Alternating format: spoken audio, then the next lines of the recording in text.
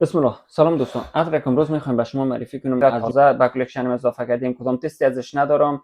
نوتای عالی داخلش کار شده و این عطر انجینیوس جینجر از برند گلدفین بانکس از استرالیا است. یک عطر که حمید مراتی کاشانی این عطر ساخته، عطار ایرانی، و امیدوار است یک عطر متفاوت باشه. از نامش پیداست، جینجر یعنی بر پایه زنجبیل ساخته شده و یک عطر فرش و وودی و وانیلایی و ماسکی است، مناسب فصلهای تابستان و بهار است و امیدوار است متفاوت باشه. میریم انباکس میکنیم و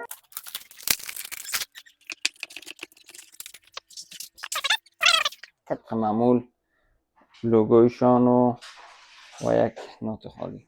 خب بریم تست. بسم الله. مستقیم روی پوست.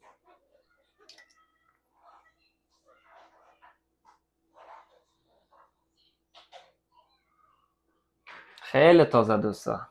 لیموی تازه رو ازش میگیرم، برگموت میگیرم و اندک اندک زنجبیل هم داره و ای که رفته نوتا خودشان چطور نشان میده و ماندگاری و سیاج و امو پروژکشن ایناش چطور است. به خاطر از او وقت درست است، فرش است، تازه است، کم و بیش وانیلایی است و ای که رفته چطور میشه. به خاطر از او وقت نیاز داریم و ای هم بود انجینیوس جینجر از برند گلدفین بانکس.